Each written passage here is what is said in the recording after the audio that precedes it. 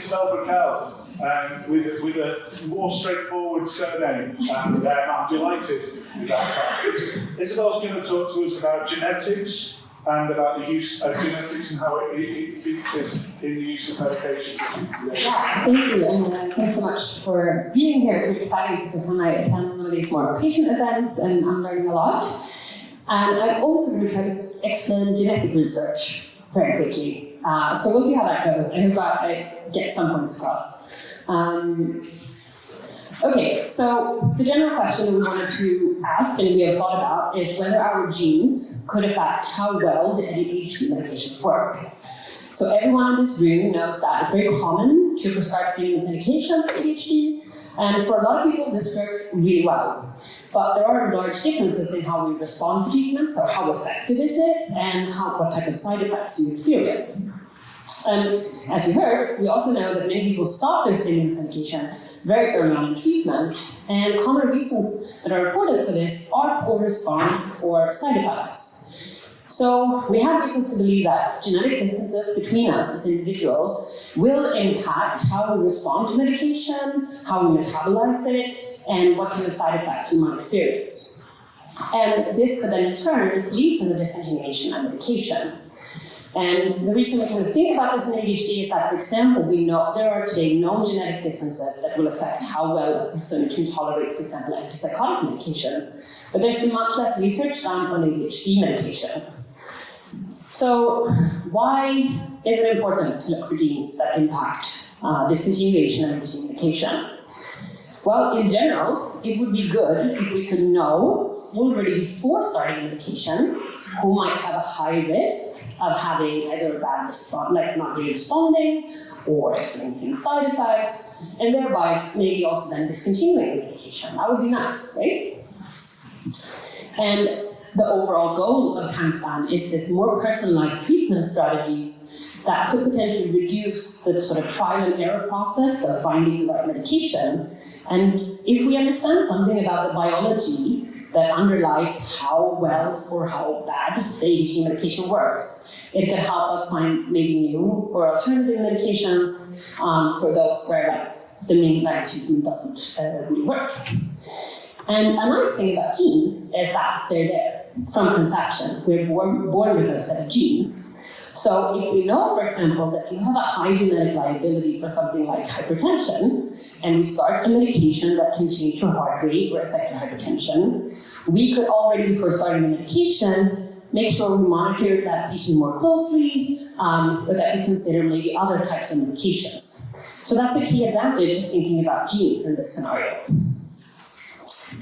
So what we did here is that we first wanted to look for specific genetic markers that can differ between those who stop their medication and those who don't. And we focused on stopping medication in the first year of starting. And we were also thinking about maybe there's genetic differences differ between children and adolescents and adults, in part because we see these really different discontinuation rates. And we think, when it comes to children, their parents are more influential in managing medication, versus in adolescents and adults, they're making the decision more themselves.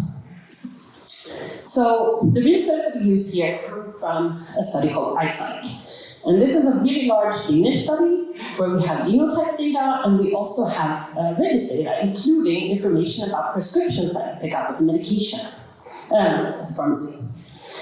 And so we included over 18,000 individuals who have been diagnosed with ADHD in Denmark and that started stimulant ADHD medication. And just like Corey was saying, we define discontinuers by having a treatment gap longer than 180 days. So it's quite a long gap, and it should occur in the first year of starting the treatment. Everyone else is continuers in our study, and we follow them for 1 year. So to find specific genetic markers associated with any trait, you can do what's called a genome-wide association study. And the basic principle is that you find the individuals who have ADHD and started medication and discontinued. And then we found the individuals who had ADHD, started medication, and continued. Then we have DNA from these persons, and we compare them and look for genetic variants that are more common in those persons who stop medication compared to those who don't. And what you get is this kind of plot at the end And here, every little dot is one genetic marker in your DNA, and they're plotted along your chromosomes. And there's this magical line, and if you see a dot that go above the magical line, it means that you found some genetic variation that's associated, in this case, with discontinuing medication. So what did we find? We looked in adolescents and adults, and we found nothing. Here's the red line, there is nothing above it. We didn't find any genetic variants for that. We looked in children, and here, maybe we found something. So you can see there are some trailing dots above the red line. They fall in a gene on chromosome 11. And the function of this gene is quite well known, but it's not really expressed in the brain, and it hasn't been linked to ADHD or related psychiatric conditions or medication metabolism. So if this is a true finding, we'll really have to dig into the biology and try to understand how it could possibly affect stimulant medication. So, in the next step, we also wanted to test if there are individual differences in genetic liability or propensity or risk, however you want to call it, that could impact the likelihood of stopping medication. And again, we wanted to see if it differs between younger people and adolescents and adults. So, when you do this type of research, you use what's called a polygenic score. And basically, a polygenic score is built on the fact that we know that human traits like ADHD or obesity or hypertension are influenced by many thousands of genes that are spread out through our DNA. And we can sum those risk genes or liability genes into what's called a polygenic score, and it's an individual genetic measure of how many variants I carry that increase the likelihood of me, for example, having ADHD or having high BMI.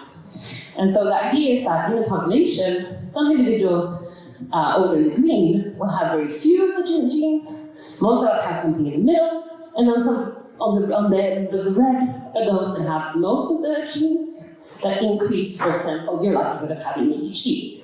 And there will be more people diagnosed with ADHD on that red side because of carrying more of these genetic variants. So we calculated these type of polygenic scores for a whole host of traits, 36 traits that we thought could be related to ADHD medication discontinuation in some type of way. So it was related to body weight, loosely detected side effects like headaches, for example. We looked at education-related genetic markers, a whole host of cardiometabolic conditions, which I think is obvious from this discussion today, and also for mental health conditions that can co-occur with ADHD. And what we found is that 10 of these polygenic scores were associated with medication discontinuation. And I'll highlight a few of them, like body mass index, the education-related traits, and also in the mental health conditions, it was generally things that affect like older teenagers and adults, like bipolar disorder or schizophrenia, and also major depression. The polygenic score for ADHD was not at all associated. So if you have a high genetic liability for ADHD, it doesn't seem to affect your discontinuation of the medication. And none of the cardiometabolic conditions were associated. So that's maybe a good thing, but it doesn't help us predict if you would, for example, have higher heart rate when you start the medication. So I'll see how much of this I get through, but I just wanted to highlight a few things. So when we look at the polygenic score for BMI, we find that children who have a higher genetic propensity for higher BMI were less likely to stop medication. This was particularly pronounced in the children and less so in the adults. And we think that it might be that this genetic liability for higher BMI sort of buffers against the potentially negative aspect of being a growing child, sort of losing your appetite completely, which can be a reason for stopping medication. And in terms of the educational polygenic score, we found differences between children and adults. So children who had higher genetic propensity for higher educational attainment were more likely to stop medication, whereas adults with higher genetic propensity for higher education were less likely to stop.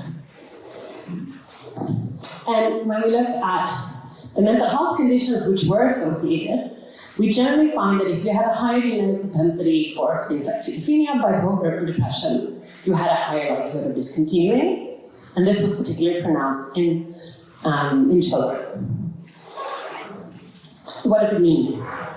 We didn't find strong evidence of any genetic markers with large impact on discontinuation. It seems like genetic liability for things like obesity, education, and co-occurring mental health condition can actually impact the likelihood of stopping treatment early on. And we find some evidence for differences between children, adolescents, and adults. But even if knowing a person's polygenic score might in the future help in personalizing treatment, the results we found here are not ready for clinical implementation. The differences between persons are just too small to say that we can recommend one treatment over the other based on your polygenic profile. So that's where we are. I think we need some new studies, and also acknowledging that there's far more to this than genetics. Thank you.